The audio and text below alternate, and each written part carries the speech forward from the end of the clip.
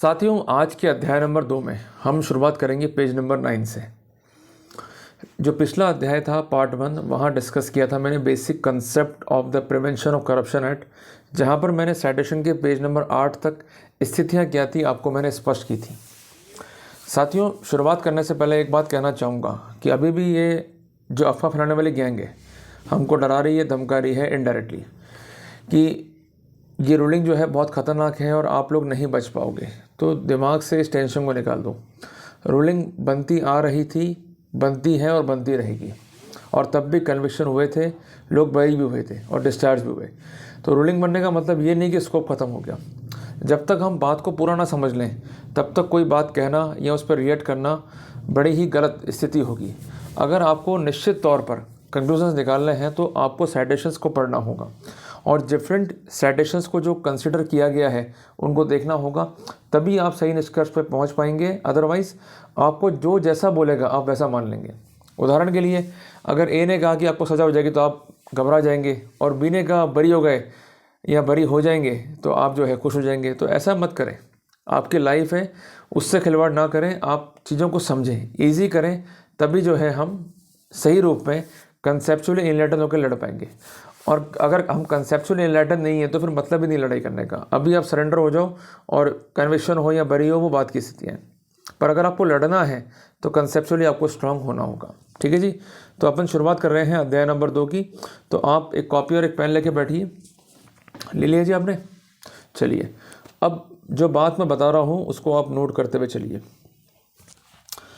साथियों, जजमेंट के page number 9 para number 6 की मैं जो है बात कर रहा हूँ, जिसमें एक साइटेशन को जो है डिस्कस किया गया है in Subhash versus state of Gujarat, जिसका साइटेशन है 2002, volume number 5, SCC, page number 86।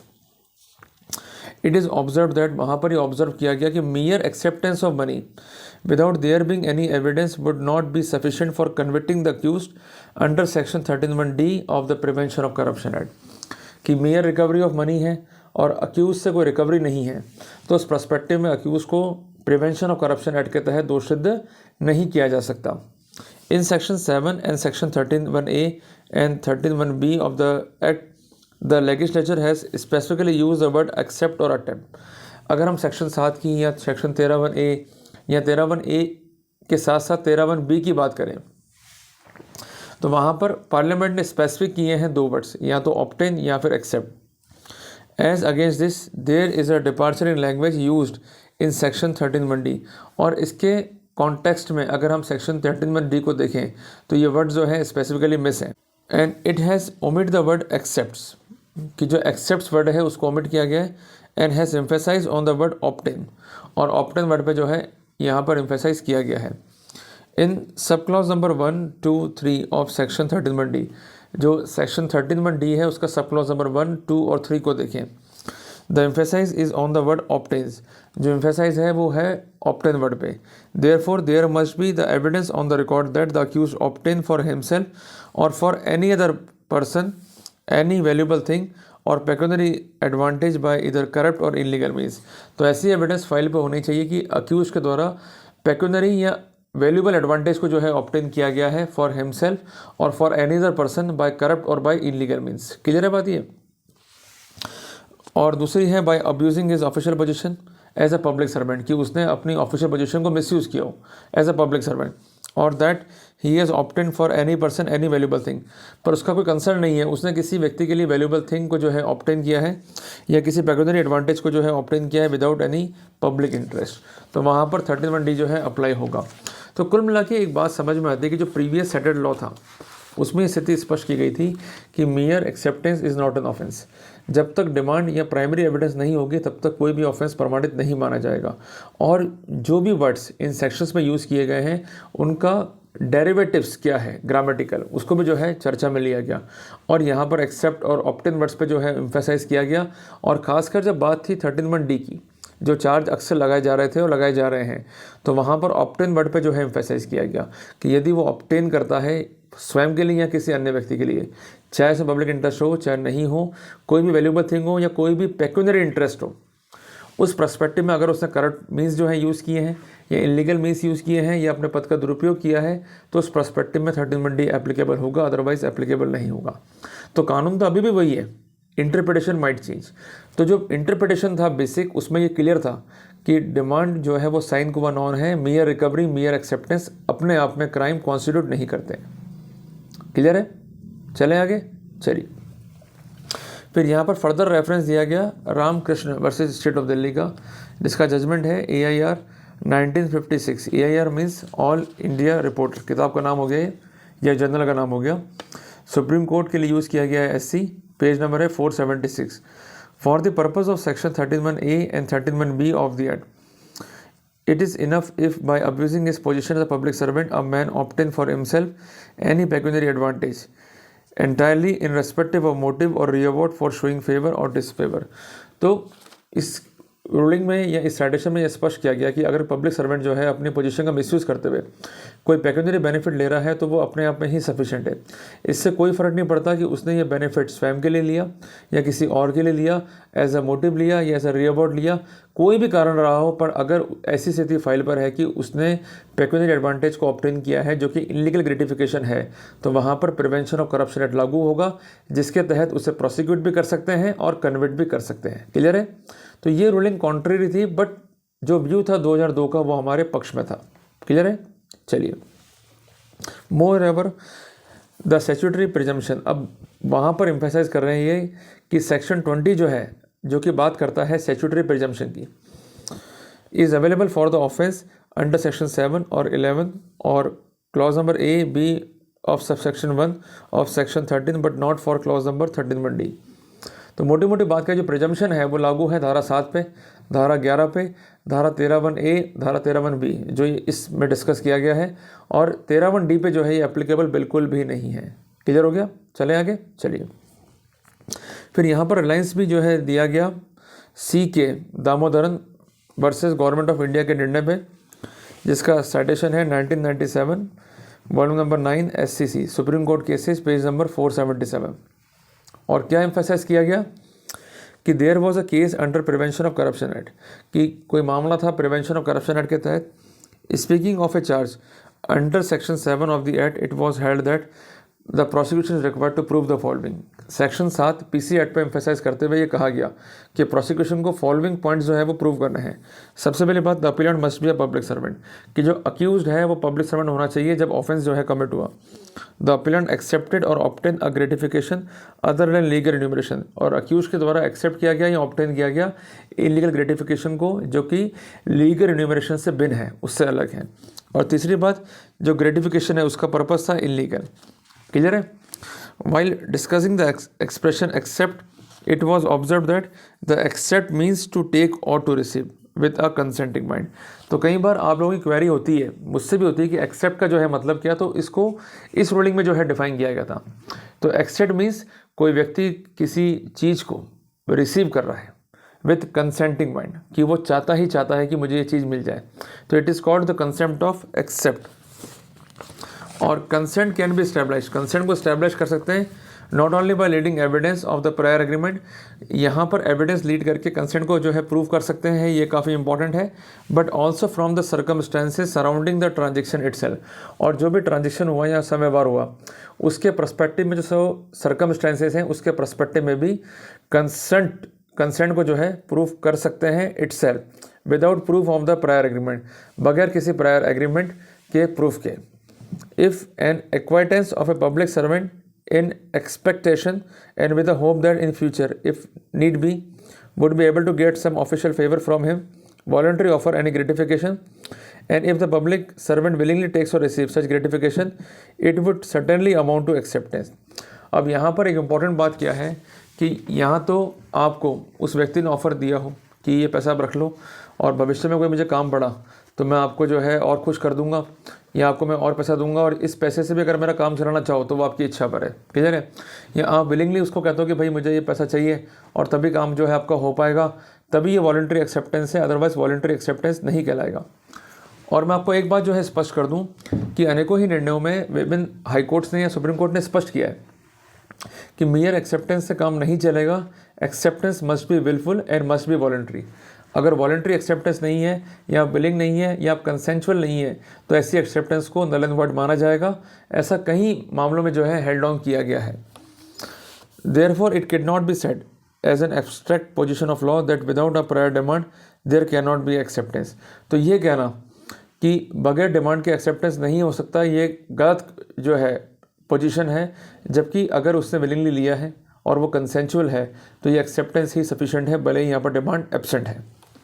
The position will however be different as far as section 5 sub clause 1 sub clause D of the act is concern. देखो साथियों, पहले था prevention of corruption act 1947, clear है, और जो repealed हुआ by prevention of corruption act 1988। तो जो बेसिक एक्ट है उसका है section 5 sub clause 1 sub clause D, पर ये एलिमेंट जो है वहाँ पर मिसिंग जो है पाए गए। Under the said section the prosecution has to prove, इसको आप अंडरलाइन कर दो कि उस सेक्शन के तहत प्रोसिक्यूशन को ये प्रूव करना था द अक्यूज हैज़ ऑब्टेन, कि अक्यूज ने जो है ऑब्टेन किया है वैल्यूएबल थिंग को या पेक्यूनियरी एडवांटेज को बाय करप्ट और बाय इनलीगल मीन्स। अगर corrupt or illegal means picture में नहीं है और प्रोसिक्यूशन उसे साबित नहीं कर पा रहा है तो वहाँ पर वो सेक्शन भी एप्लीकेबल नहीं हो पा रहा था।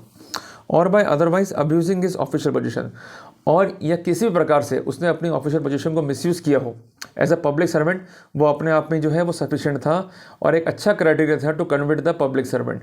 पर ये एलिमेंट प्रूव करने थे, mere acceptance mere demand sufficient नहीं था। उनको ये प्रूव करना था कि इसने करप्ट या इलीगल मीन्स यूज़ करते हुए या अपनी ऑफिशियल पोजीशन को मिसयूज़ करते हुए इलीगल ग्रेटिफिकेशन को जो है ऑब्टेन किया है या उसे एक्सेप्ट किया है wilfully. That too without the aid of statutory presumption under section 4 subclause 1 of the act, as it is available only in respect of the offence under section 5 subclause 1a and subclause b, not for section 51c and 51d and 51e of the act। और सबसे important बात, prosecution को ये सब कुछ साबित करना था और यहाँ पर उसके लिए कोई भी हेल्प नहीं थी, जो कि section 20 prevention of corruption act 1988 की सिमिलर थी, जो कि उस समय सेक्शन 4 था प्रिवेंशन ऑफ करप्शन एक्ट 1947 का। बट सबसे हैरानी की बात थी तब भी ये presumption section 5 sub clause 1 sub clause ए 5 sub clause 1 sub clause B के लिए अवेलेबल था, बट सब क्लॉज सी सब क्लॉज डी और सब क्लॉज ई के लिए जो है अवेलेबल नहीं था। और ये sub clause A B C D E जो कि सेक्शन 5 में थे ये रिप्लेस हो गए बाय सेक्शन 13 सब clause A sub clause B C D E. ठीक है, तो कुल मिला के अभी भी स्थिति वही है और पहले भी स्थिति वही थी कि प्रिजम्पशन जो है वो ड्रॉ नहीं होगा, क्योंकि सेक्शन 13(1)D में प्रिजम्पशन ड्रॉ करने का कोई भी पैरामीटर कानून में नहीं है। अगर 13(1)D का ऑफेंस है तो प्रोसिक्यूशन को हर एक पॉइंट प्रूव करना है बियॉन्ड डाउट जाके, और अगर प्रोसिक्यूशन प्रूव नहीं कर पा रहा है तो वहाँ पर किसी भी रूप में केस जो है चलने योग्य नहीं है। It is liable to be set aside and question. Clear हो गया? चलें आगे। अब साथियों यहाँ पर एक महत्वपूर्ण बात डिस्कस किया, ऑप्ट-इन। अब यही डिफ्रेंशिएट करता है एक्सेप्ट और ऑप्ट-इन को। ऑप्ट-इन क्या है? Means to gain something as a result of effort, कि आपने कोई एफर्ट किया उसके कॉन्सिक्वेंस जब वो गेन हो रहा है वो है ऑप्ट-इन। ठीक है ji. In case of opt-in the initiative vests in the person who receive, कि आप ही इनिशिएट करेंगे और आप ही वर्कआउट करेंगे तब भी आपको जो है उसकी प्राप्ति होगी। वो देना नहीं चाह रहा है, आप उसको तंग कर रहे हो, परेशान कर रहे हो, तो ये वर्ड है opt-in. In that context a demand or request from him will be primary. उस पर्सपेक्टिव में जो कंसर्न पब्लिक सर्वेंट है उसके पार्ट पे डिमांड जो है वो प्राइमरी की है या रिक्वेस्ट है for an offence under section 5(1)D of the prevention of corruption act, जो कि आवश्यक है उसे बुक करने के लिए और एक ऑफेंस को कॉन्स्टिट्यूट करने के लिए section 5 sub clause 1 sub clause D के अंदर। क्लियर है? Unlike an offence under section 161 of the IPC, जो कि स्थिति सिमिलर है alike 161 of the IPC, which can be stabilised either by acceptance और ऑप्ट-इन, जो कि ऑफेंस को इंडिकेट करता है और ऑफेंस को स्टैब्लिश कर सकते हैं उस पर्सपेक्टिव में भी जहाँ पर या तो एक्सेप्टेंस है या ऑप्ट-इन है। ठीक है, तो कुल मिला के एम्फेसाइज क्या था कि प्रोसिक्यूशन को ये एलिमेंट से प्रूव करने ही करने हैं, बट ये भी प्रूव करना है कि एक्सेप्टेंस वॉलंटरी है और इसके साथ साथ उसने करप्ट और इलीगल मीन्स को यूज़ किया है या अपनी ऑफिशियल पोजीशन का जो है दुरुपयोग किया है। अगर ये basic element basic fibre prosecution साबित नहीं कर पाता है तो किसी भी रूप में कार्रवाई का जो है बेसिस वहाँ पर नहीं बनेगा। क्लियर है? ये भी सुप्रीम कोर्ट ने जो है स्पेसिफिक किया। अब मैं आ रहा हूँ पेज नंबर 12 पे, in continuity conflict in the 3 decisions. जो डिसीजंस थे उनमें कन्फ्लिक्ट्स क्या पैदा हुए, इस पर जो है कोर्ट ने चर्चा करी। On the perusal of order of reference, जब हमने ऑर्डर ऑफ रेफरेंस को पढ़ा, we find that it has been discerned by a bench of 3 जज that there is a conflict in a decision of 2 3 जज bench of this court in case of B Jayaraj versus state of Andhra Pradesh. जब हमने order reference को पढ़ा, ये court ने लिखा है, तो हमने पाया कि कुछ जजमेंट्स में जो है कन्फ्लिक्ट्स जो है दिखाई देते हैं, जिसमें से सबसे पहले नाम उन्होंने लिया B Jayaraj versus state of Andhra Pradesh, और ये जजमेंट जो है अक्यूज के पक्ष में था और अक्यूज को यहाँ पर बरी किया गया, जिसका साइटेशन है 2014 SCC पेज नंबर 55। इसके अलावा है P Satyanarayana Murthy versus D inspector of police state of Andhra Pradesh, जिसका साइटेशन है 2015 SCC पेज नंबर 152। बिड decision in M Narasimha Rao versus state of Andhra Pradesh, जिसका साइटेशन है 2001 SCC पेज नंबर 691। ये कन्फ्लिक्ट क्यों है? क्योंकि डिसीजन जो बी जयराज का है या पी सत्यनारायण मूर्ति का है, उसमें यह स्पष्ट है कि प्राइमरी एविडेंस चाहिए डिमांड की। अगर प्राइमरी एविडेंस डिमांड की नहीं है तो अक्यूज को हम दोषी सिद्ध नहीं कर सकते। जबकि एम नरसिम्हा राव में क्या स्थिति है कि अगर प्राइमरी एविडेंस नहीं भी है तो उस पर्सपेक्टिव में सर्कमस्टेंशियल एविडेंस के बेसिस भी अक्यूज को कन्विक्ट कर सकते हैं। क्लियर है? तो इन जजमेंट्स में जो है विरोधाभास दिखाई दिया कंसर्न बेंच को। और यहाँ पर क्या स्पष्ट किया गया? With regard to nature and quality of proof regarding the sustainability of conviction under section 7 and section 13(1)(d) of the act, when the primary evidence of the complainant is unavailable, thus in the absence of primary evidence of the complainant due to his death or non-availability, is it permissible to draw an inference regarding the culpability or guilt of the public servant under section 7 and 13(1)(d) of the Prevention of Corruption Act based on other evidences submitted by the prosecution is the net question which is under consideration by this constitutional bench। तो मोटी मोटी बात क्या है, इन्होंने देखी कि अगर प्राइमरी एविडेंस नहीं है या प्राइमरी एविडेंस टर्न हो जाए हॉस्टाइल या अवेलेबल नहीं हो या उसकी मृत्यु हो जाए, तो उस कंडीशन में अदर एविडेंस जो फाइल पर है उससे क्या गिल्ट का इन्फरेंस ड्रॉ कर सकते हैं। और यही जो है इस कोर्ट को तय करना था। तो ये प्राइम क्वेश्चन जो बनाया कोर्ट ने वो यही था कि अगर प्राइमरी एविडेंस नहीं है तो क्या अदर सर्कमस्टेंशियल एविडेंस के बेसिस पर हम अक्यूज को दोषी सिद्ध कर सकते हैं या नहीं कर सकते हैं, या गिल्ट का कंक्लूजन ड्रॉ कर सकते हैं या नहीं कर सकते हैं। क्लियर है? चलो आगे चलिए। साथियों, अब मैं आ रहा हूँ जजमेंट के पेज नंबर 13 के ऊपर, जहाँ कोर्ट ने इन डिसीजन को जो है डिस्कस किया डिटेल के अंदर, और उससे क्या क्या निकल के आई एनालॉजी उसको भी जो है डिस्कस किया। क्योंकि अगर हम आगे पढ़ रहे हैं तो जो बेसिक कंसेप्ट अगर हमें क्लियर नहीं है तो किसी भी रूप में हम सही बात को जो है समझ नहीं पाएंगे। तो सबसे पहले बात हुई बी जयराज वाले केस में। यहाँ पर जो परिवादी था उसने सपोर्ट नहीं किया प्रोसिक्यूशन केस को, और केस जो था वो था सेक्शन 7 और section 13(1)(d) prevention of corruption act का। The complainant therein disowned making the complaint and had stated that the amount of ₹250 was paid to the accused with the request that the same may be deposited in the bank as a fee for the renewal of his licence. तो उसने कहा कि जो मैंने रुपए दिए हैं concern accused को वो रिश्वत नहीं है, जबकि मेरा कोई लाइसेंस था वो रिन्यू होना था, उसकी फ़ीस के पेटे जो है मैंने कंसर्न अक्यूज को जो है रुपए दिए हैं। तो अब कानून की बात क्या है कि अगर रिन्यूमरेशन लीगल है तो ये एक्सेप्टेबल है, और इसका अभिप्राय ये नहीं है कि सिर्फ जो गवर्नमेंट आपको दे रही है वो ही लीगल रिन्यूमरेशन है, या जो गवर्नमेंट के आदेश से आप ले सकते हैं वो लीगल रिन्यूमरेशन है।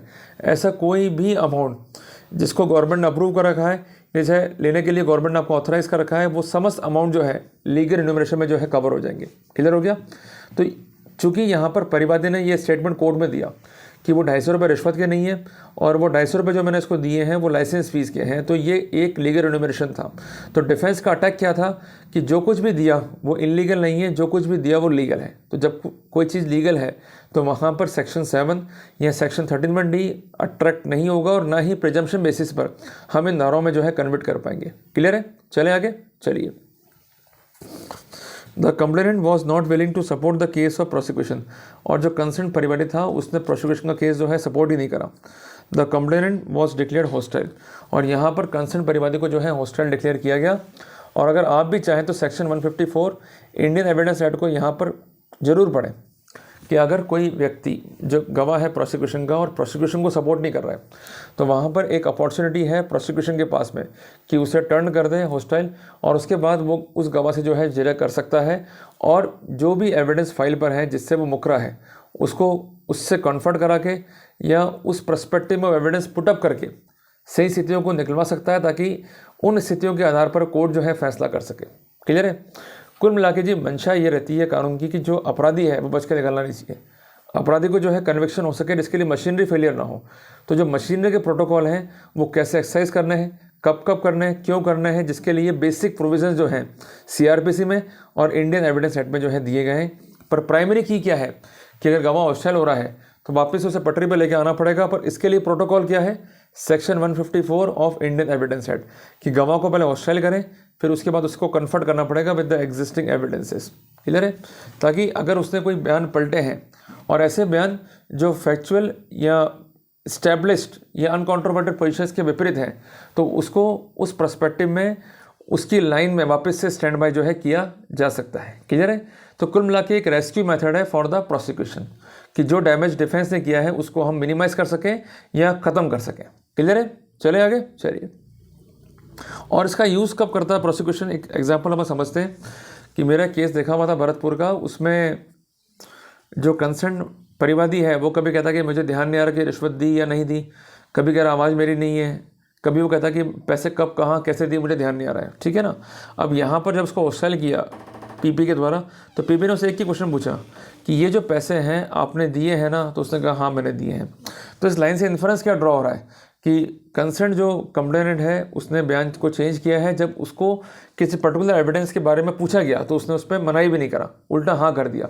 तो जो वो डिरेल्ड हुआ था वापस से वो पटरी पे आ गया। क्लियर हो गया कंसेप्ट आपको। तो इस तरह से प्रोसिक्यूशन जो है गवाहों को पटरी पर लेकर आ सकता है। This court observe that the complainant did not support the case of prosecution, और इस कोर्ट ने ऑब्जर्व किया कि चूंकि परिवादी ने जो कंसर्न प्रोसिक्यूशन उसका केस सपोर्ट नहीं करा है और जो डिमांड है ब्राइब की उसको सपोर्ट नहीं करा है, और प्रोसिक्यूशन ने ऐसा कोई विटनेस एग्जामिन नहीं करा है जिसने ये देखा हो कि मनी जो है एलिजिबली हैंडओवर अक्यूज्ड को परिवादी के द्वारा की गई या नहीं की गई। The prosecution did not examine any other witness present at a time when the money was eligibly handover, कि प्रोसिक्यूशन ऐसा कोई गवाह जो है एग्जामिन नहीं करा जो कि ये साबित करता हो कि अक्यूज के द्वारा परिवादी रिश्वत ली गई या रिश्वत की जो है मांग की गई। When the complainant disowned that what he has stated in the initial complaint and in the absence of any other evidence to prove that the accused has made any demand, the evidence of the complainant and the complaint could not be relied upon. जब परिवादी खुद डिसोन कर रहा है, hostile हो रहा है और अदर विक्टिम सपोर्ट नहीं कर रहे हैं तो वहाँ पर किसी भी रूप में उसकी एविडेंस को जो है रिलाई नहीं कर सकते और ना ही उससे गिल्ट का कंक्लूजन जो है अपन ड्रॉ कर सकते हैं। The Other material available was the recovery of tainted currency note from the possession of the accused, और अदर सर्कमस्टेंसेस ये थी कि उसके पास से जो है करेंसी नोट रिकवर हुए हैं। कोर्ट ने क्या ऑब्जर्व करा कि मियर possession and recovery of the currency note, कि करेंसी नोट सिर्फ रिकवर हो गए हैं, ये ग्राउंड कन्विक्शन का नहीं हो सकता जब तक कि डिमांड साबित ना हो जाए। कोर्ट ने क्या बोला कि use of illegal means abuse of position by public servant to obtain the valuable thing और pecuniary advantage was not held to be establish, कि उसने इलीगल मीन्स यूज़ किए हो या करप्ट मीन्स को यूज़ किया हो या अपनी पोजीशन का मिसयूज़ किया हो या डिमांड की हो, ऐसा कोई सर्कमस्टेंसेस जो है प्रोसिक्यूशन साबित नहीं कर पाया है। जब बेसिक एलिमेंट ही फाइल पर नहीं है तो वहाँ पर हम अक्यूज को दोषसिद्ध नहीं कर सकते। क्लियर हो गया। साथ ही उन्होंने ये भी कहा कि प्रिजम्पशन जो है यहाँ पर ड्रॉ नहीं होगा, क्योंकि प्रिजम्पशन ड्रॉ करने के लिए प्रोसिक्यूशन को ये साबित करना पड़ेगा कि डिमांड जो है वो वॉलंटरी है और एक्सेप्टेंस भी जो है वॉलंटरी है। जब डिमांड ही नहीं है जो कि बेसिक एलिमेंट है तो मियर रिकवरी मियर एक्सेप्टेंस अपने आप में सफिशिएंट नहीं है कि हम प्रिजम्पशन को जो है ड्रॉ कर सकें। तो कोर्ट ने कहा कि प्रिजम्पशन को हम ड्रॉ नहीं कर सकते और कन्विक्शन को वहाँ पर सेट किया गया। क्लियर होगा। साथ ही उसके बाद निर्णय आया पी सत्यनारायण मूर्ति का। यहाँ पर फैक्ट क्या था कि अक्यूज पर चार्ज लगाए गए धारा 7 धारा 13(1)(d) के, और प्रोसिक्यूशन ने जो है गवाह एग्जामिन किए और डॉक्यूमेंट्री एविडेंस को सबमिट किया। पर यहाँ पर परिवादी की जो है मृत्यु हो गई और प्रोसिक्यूशन जो है अपना केस इस्टेब्लिश नहीं कर पाया। According to the complainant he was disinclined to pay the illegal gratification as demanded by the public servant, कि वो पब्लिक सर्वेंट को रिश्वत देना नहीं चाहता है। Hence he had filed the complaint, और जिस कारण उसने कंप्लेंट जो है फाइल किया, जिस पर एक्शन भी जो है हुआ। बट बेसिक चीज़ वही थी कि जो कंप्लेनेंट है वो एग्जामिन नहीं हुआ अपनी डेथ के चलते। कोर्ट ने यहाँ पर बी जयराज के फैसले पर जो है निर्भर किया और कोर्ट ने स्पष्ट किया कि मियर possession and मियर recovery of currency note, कि मियर पोजेशन है या मियर रिकवरी है करेंसी नोट्स की विदाउट प्रूफ ऑफ डिमांड, और डिमांड प्रूफ नहीं है तो वहाँ पर हम सेक्शन 7 और 13(1)(d) में अक्यूज को जो है दोषसिद्ध नहीं कर सकते। प्रूफ ऑफ डिमांड जो है वो साइन qua नॉन है, अगर डिमांड साबित नहीं है तो वहाँ पर हम कन्विक्शन भी नहीं कर सकते। The proof of acceptance of illegal gratification, कि इलीगल ग्रेटिफिकेशन को साबित करना पड़ेगा by the prosecution by submitting the evidences. और अगर एविडेंस फाइल पर नहीं है तो वहाँ पर हम दोषसिद्ध भी नहीं कर सकते। The proof of demand of illegal gratification is the basis for the prosecution, कि डिमांड जो है वो बेसिस है प्रोसिक्यूशन के लिए धारा 7 में और धारा 13(d) में। अगर डिमांड नहीं है तो प्रोसिक्यूशन भी फेलियर हो जाएगा। कोर्ट ने यह स्पष्ट किया कि mere acceptance of amount by the way of illegal gratification और by recovery itself does not amount to prove the prosecution. जब तक कि डिमांड जो है प्रूव ना हो जाए, और डिमांड को जो है प्रूव करना पड़ेगा, डिमांड साबित नहीं है तो ना तो प्रिजम्पशन ड्रॉ होगा और ना ही अक्यूज को जो है हम दोषसिद्ध कर सकते हैं। उनका कहना ये कि जो मटेरियल फाइल पर है उसके आधार पर हम ये कह सकते हैं कि प्रोसिक्यूशन अपना केस जो है साबित नहीं कर पाया है regarding the illegal demand of illegal gratification. जब तक डिमांड नहीं है तो वहाँ पर प्रोसिक्यूशन भी स्टैंड नहीं कर पाएगा। और यहाँ पर कोर्ट ने स्पष्ट किया कि पी सत्यनारायण मूर्ति में कोर्ट ने रेफरेंस किया ये सुब्बी वर्सेस स्टेट ऑफ केरला को, और इसके अलावा state of Kerala versus CP Rao को, जिनके साइटेशन है 2009 volume number 6 SCC page number 587, और इसका रेफरेंस है 2011 वॉल्यूम नंबर 6 पेज नंबर 450। और इन दोनों ही केसेस में ये कहा गया था the prosecution has to prove the offence under section 7 and 13(d) of the act, कि प्रोसिक्यूशन को ही जो है अपना केस प्रूव करना होगा, और ये वैसा ही है जैसे एक ऑर्डिनरी क्रिमिनल ट्रायल हो। An accused should be consider to be innocent, और अक्यूज को जो है इनोसेंट मानना पड़ेगा कि जब तक वो गिल्ट जो है साबित ना हो जाए। तो प्रॉपर डिमांड और प्रॉपर एक्सेप्टेंस जो है साबित करना होगा, और ये बेसिक एलिमेंट्स हैं। अगर बेसिक एलिमेंट साबित नहीं हो पाएंगे तो हम अक्यूज को दोषसिद्ध नहीं कर सकते हैं। साथियों, सीपी राव का जो मामला था जो कि कोर्ट ने रेफ़र किया पी सत्यनारायण मूर्ति के अंदर, वहाँ पर ये ऑब्जर्व किया गया कि mere recovery by itself would not prove the charge, कि अगर रिकवरी भी है तो चार्ज प्रूव नहीं होगा। प्राइमरी एविडेंस चाहिए कि डिमांड किया गया इलीगल ग्रेटिफिकेशन को। तो कुल मिला के ये फैसले जो थे वो अक्यूज के पक्ष में थे, और इस पर जो है काफ़ी एम्फेसाइज किया गया और काफ़ी लंबे टाइम तक किया गया। The above judgement in B Jayaraj, जो फैसला है बी जयराज का और पी सत्यनारायण मूर्ति का, are rendered by bench of 3 जजेस। ऑर्डर ऑफ रेफरेंस, जो ऑर्डर ऑफ रेफरेंस है, it is stated that the same is in conflict with M Narasimha Rao which is also given a bench of 3 जजेस of this court. और ये कहा गया कि ये जजमेंट जो है इन कन्फ्लिक्ट है विद अ 3 बेंच जजमेंट जो कि एम नरसिम्हा राव में जो है पारित किया गया। एक तरफ कानून ये बोलता है कि एविडेंस लाओ, और ख़ासकर डिमांड की, और अगर एविडेंस नहीं है तो हमको जो है बरी करना पड़ेगा। और on the contrary M Narasimha Rao में क्या स्थिति आई थी कि अगर डिमांड की एविडेंस नहीं भी है प्राइमरी स्टेज पे, या कोई डायरेक्ट एविडेंस नहीं भी है, तो अदर सर्कमस्टेंशियल एविडेंस के बेसिस पर हम कन्विक्ट कर सकते हैं। तो ये जजमेंट जो है आपस में कन्फ्लिक्ट में थे, और इस कारण से एक रेफरेंस किया गया ताकि एक सही स्थिति जो है डिसाइड हो सके। जजमेंट जो है एम नरसिम्हा राव का, ये मैं डिस्कस करूंगा पार्ट नंबर 3 के अंदर, जो काफ़ी इंपॉर्टेंट होने वाला है। साथियों, मैंने अभी तक जो डिस्कस किया है वो सब कुछ चल रहा है डिफेंस के पार्ट में, और एम नरसिम्हा राव के लिए मुझे अलग चैप्टर इसलिए बनाना पड़ा। ये साइटेशन जो बना वो क्यों बना और उसमें क्या क्या बिंदु कंसिडर हुए, इसको तसल्ली से जो है हमें समझना होगा। तो उसके लिए हमें एक चैप्टर जो है पूरा चाहिए। तो साथियों, चैप्टर नंबर 2 को मैं कंक्लूड कर रहा हूँ। जो हमने बात समझी कि जो बी जयराज का निर्णय था वो क्या था, पी सत्यनारायण मूर्ति का निर्णय क्या था, सीपी राव का निर्णय क्या था, ए सुबीर का निर्णय क्या था, और बेसिक क्या प्रूव करना था प्रोसिक्यूशन को, ये हमने समझा। और पार्ट नंबर 3 में हम डिस्कस करेंगे एम नरसिम्हा राव को इन डिटेल। तो साथियों, मिलते हैं पार्ट नंबर 3 में। साथियों, अब आपको मैं होमवर्क देके जा रहा हूँ कि अब आप जजमेंट का जो है पेज नंबर 17 से कंटिन्यू पढ़िए कि एम नरसिम्हा राव में क्या क्या पॉइंट जो है आपको देखने को मिले और क्या क्या एरर्स जो है आपने आइडेंटिफाई करी, ताकि इस पर भी जो है हम आगे वर्कआउट कर सकें और इस पर भी जो है एफिशिएंटली एक डिस्क्रिमिनेटिंग लाइन जो है वो तैयार कर सकें। ठीक है जी। तो साथियों, मिलते हैं जल्द पार्ट नंबर 3 के अंदर।